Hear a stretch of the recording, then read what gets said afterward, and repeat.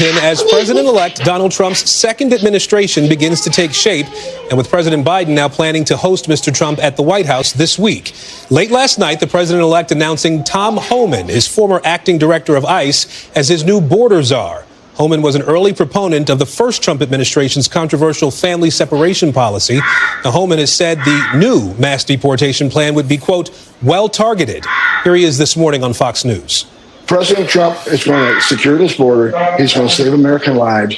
He's going to, by securing the border, we're going to drop illegal alien crime, which is skyrocketing. Yep. Less people are going to die from fentanyl. Less children are going to be sex trafficked. Less women will be sex assaulted on the southern border. The criminal cartels will be put out of business by this president. Now, in addition to installing Homan, Trump is also expected to bring another loyalist and immigration hardliner into his inner circle, Stephen Miller. That's as his deputy chief of staff for policy. That's according to a source with knowledge of the Trump transition team's plans. Now, both Homan and Miller will likely be central players in potential roundups of illegal immigrants, a plan that Trump made a cornerstone of his campaign. On day one, I will launch the largest deportation program in American history. I will rescue every city and town that has been invaded and conquered. Now, the president-elect also announcing a top congressional ally, New York's Elise Stefanik, as his pick to be the next UN ambassador. And within the last hour or so, he's also announced he's choosing former New York Congressman Lee Zeldin to lead the EPA. Now, we expect to learn more about who else will fill key roles in the coming days, including critical national security and defense roles. Two sources telling NBC News that a controversial Trump loyalist, Kash Patel, is under consideration to take over the CIA or the FBI. When Trump tried to install Patel in the CIA during his first term, the head of the agency at the time threatened to resign in protest. Now, all of this comes as NBC News now projects Mr. Trump will sweep all 7 battleground states. That's after NBC News called Arizona in his favor over the weekend. That final call giving Trump 312 electoral votes in his decisive presidential race victory. I'm joined now by Garrett Hake, who covered the Trump campaign and is now covering the Trump transition. Also with me, NBC News Homeland Security correspondent Julia Ainsley and our Justice and Intelligence correspondent Ken Delanian as well. Garrett, I'll start with you here. Every appointment so far, other than Elise Stefanik, is someone who served in the first Trump administration. What do you make of that at this point? He's surrounding himself with familiar faces, familiar voices, familiar views? Well, Lee Zeldin was a big ally on the Hill during that time, and I think that's right. I mean, Donald Trump is something of a creature of habit. He's something of a creature of comfort. A lot of these folks campaigned with him.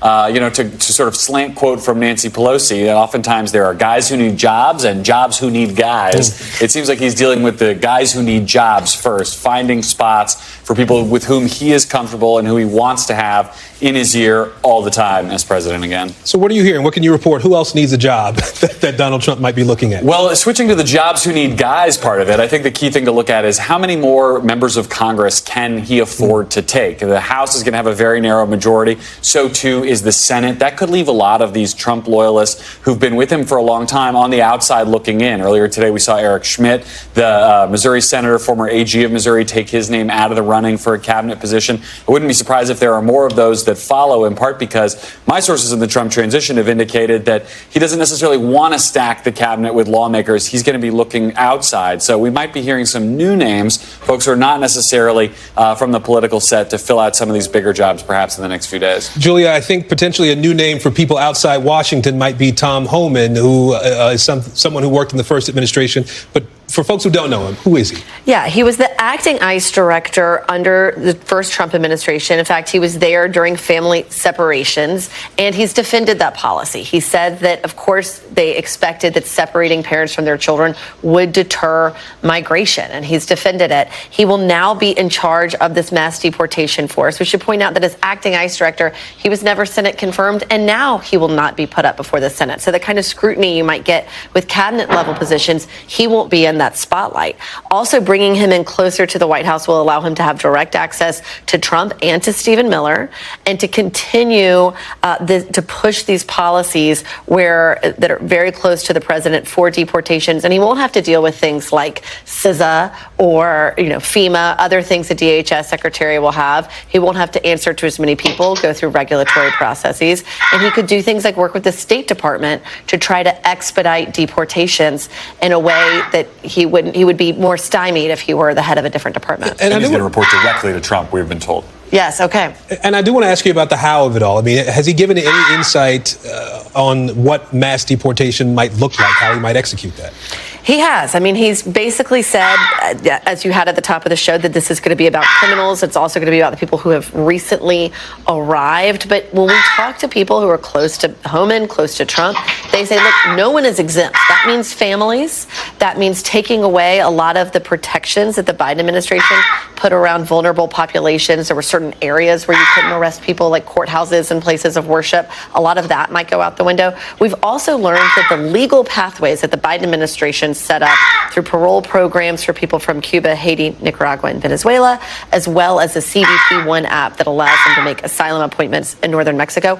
That's all gone. And the people who came in legally, believing they had a legal pathway into this country, could now be eligible for deportation in a Trump administration. It's a way they're going to try to boost those numbers because, as we've heard from soon-to-be Deputy White House Chief of Staff Stephen Miller, they think that they could deport 1 million a year. Of course, the logistics, the funding still has yet to be determined. Garrett, I want to turn to Elise Stefanik, now chosen, will be the nominee for United Nations ambassador.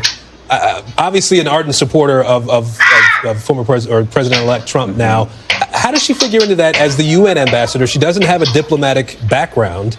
No. In fact, also not a big fan of the UN is Elise Stefanik. I mean, look, I think this is a little bit of Trump kind of giving the finger to the foreign policy establishment to a certain extent. Maybe that's a bit too strong, but this is him saying we're going to have my style here as we deal with the rest of the world. Trump's never been a fan of the UN. He's not a fan of any multilateral foreign institutions. He likes the U.S. to deal directly with its allies and with its adversaries. Stefanik, for example, is a very big supporter of Israel, who's also butts heads with the UN from time to time. And so I think this is very much a message to the UN that sort of the kinder, gentler world diplomacy is on the outs when Trump comes back to Washington. So one of the other names that sort of pops up every few hours, it seems like, is Elon Musk. Yeah. Right? He keeps coming back. How does he figure into the transition at this point and potentially into the new administration? It's a great question, and one that we're constantly endeavoring to answer, because Elon Musk, as best that I can tell, has hardly left Mar-a-Lago since Election Day. He has been spotted there repeatedly. He is Trump's ear. He's been described as an informal advisor and a friend to Trump. Obviously, he has a wide variety of his own interests, which are sometimes in line with Trump's, but not always. I mean, Elon Musk is also one of the biggest proponents of solar power on the planet, if not just in this country. That's not necessarily something where he's in line with Donald Trump. So, best I could tell, he's offering some advice. He's, involving himself in some of these decisions. But I've been told he has no specific formal role yet, and he may not. I mean, you want to talk about somebody with conflicts of interest. This is someone who became a billionaire in large part because of the government contracts of SpaceX and the subsidies that Tesla gets. So he's in a very complex position here, but certainly close to Trump. And I'll just add, Trump puts sort of a premium on fellow billionaires. Yeah. He sees them as peers. He's going to listen to their advice, often above and beyond that of even his own paid staff. And I think that applies with Musk as well. To that end, do you have a sense of sort of who else is hanging around Mar-a-Lago? What other people are either interested in positions or interested in having some degree of influence? Look, it's always a similar cast of characters. I mean, the Mar-a-Lago membership and the people who've been longtime Trump friends still tend to be down there. I'm interested to hear what somebody like Ike Perlmutter has been doing. He's the former chairman of Marvel. He's a longtime Trump friend, another of these billionaire guys who's there. I mean, it's also how people like Howard Lutnick got into the circle, or Steve Witkoff, for that matter, who's now going to be part of the team leading the inauguration. I think if I had one group of people on this planet I wish I were better sourced with, it's Mar-a-Lago members, because they're going to know a lot about what's going on in the Trump transition and White House long before the rest of us do over the next month. Julia, you also reported that Trump may be trying to deport thousands of migrants that President Biden allowed into the country legally. Walk us through some of your reporting that who are these migrants? Yeah, so these are the ones who came in from Cuba, Haiti, Nicaragua, and Venezuela. This was a program that Biden set up to decrease the number of migrants coming across the border illegally. And 30,000 per month, basically for the last 2 years, have been allowed to come in from those 4 countries collectively. The reason they sought out those countries in the first place, Aaron, is because they're very hard to deport to. They don't historically take back their nationals from the United States because of our diplomatic relationships with them. So this is a way to try to legalize those people, allow them to work. If this is taken away from them, they then could be in a place where they're deported. Again, the Trump administration is going to have to figure out where to deport them. Are they going to try to put pressure on these countries through diplomatic channels or through tariffs? I mean, it's really hard to figure out exactly where they would send them. They could also look at third-party countries, like sending people who aren't from Mexico or Guatemala, for example, back to those countries. It also includes people who got asylum appointments. If they're not on the path for asylum yet, they could be looking at deportation. Garrett, I'll end with you here. We have this Oval Office meeting coming on Wednesday between the president-elect and the sitting president.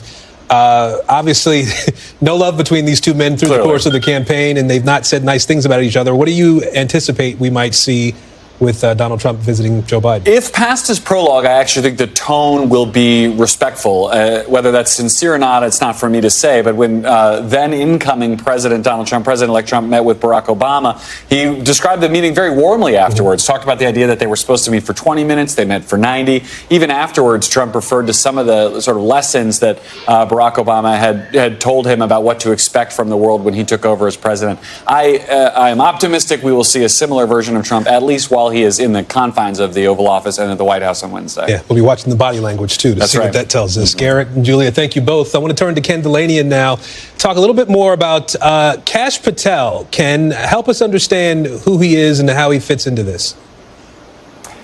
Aaron, Kash Patel is probably the purest expression of MAGA conspiracy theories about the national security and law enforcement state in human form that there is. So he sort of came to the fore as a staffer for the House Intelligence Committee on the Republican side when they were fighting the Mueller investigation. And then he was hired in a Department of Defense role in the first Trump administration. And Donald Trump actually tried to make him deputy CIA director, but Gina Haspel, the CIA director at the time, threatened to resign if that happened. And so Trump didn't go through with it.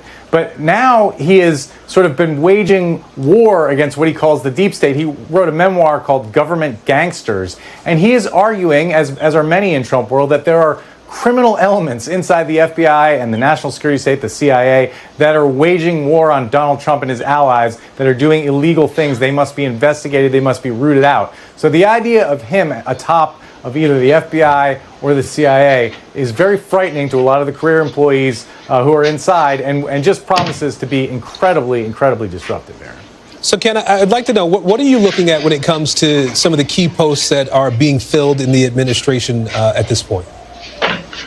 Well, just that, in terms of the world that I cover, the Department of Justice and the FBI, and then to a lesser extent the intelligence community, there's a big gap between someone like Kash Patel and a more traditional Republican like, say, Mike Rogers, who ran unsuccessfully for the Senate in Michigan, who's a Donald Trump supporter. He's a former FBI agent. He was chairman of the Republican, of the House Intelligence Committee under the Republicans in a more normal era. So he's MAGA, he's a Trump guy, but he would be greeted, I think, inside the FBI as a sort of a normal FBI director. Kash Patel, that's another story. Same thing over at the Justice Department. There are people now who are under consideration for Attorney General. There's a man named Mark Paoletta who's been advocating that Donald Trump can order the DOJ to investigate particular people. That would violate 5 decades of post-Watergate norms.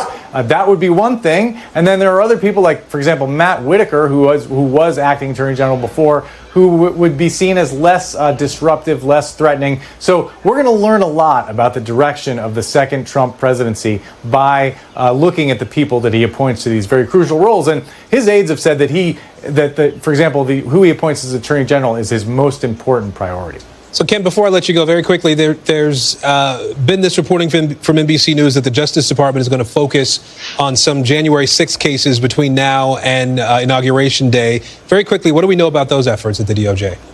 Yeah, what the reporting is, Aaron, is that they will stop investigating people who simply illegally entered the Capitol and only focus on the worst cases, the people who committed violence against police officers, because there are hundreds of those people who are on video who still haven't been prosecuted. And there's a real fear that as soon as Donald Trump takes office, that whole investigation is going to go away. He's already promised to pardon some of the people who have been convicted. So there's a lot of concern inside the DOJ that there are very many people who are going to get away with having assaulted law enforcement officers simply because the clock ran out. Donald Trump came in and stopped the investigation. Now, whether he actually pardons people who've been convicted of assaulting officers and who are on video doing that, that's another thing. It's one thing to promise it, it's another thing to do it.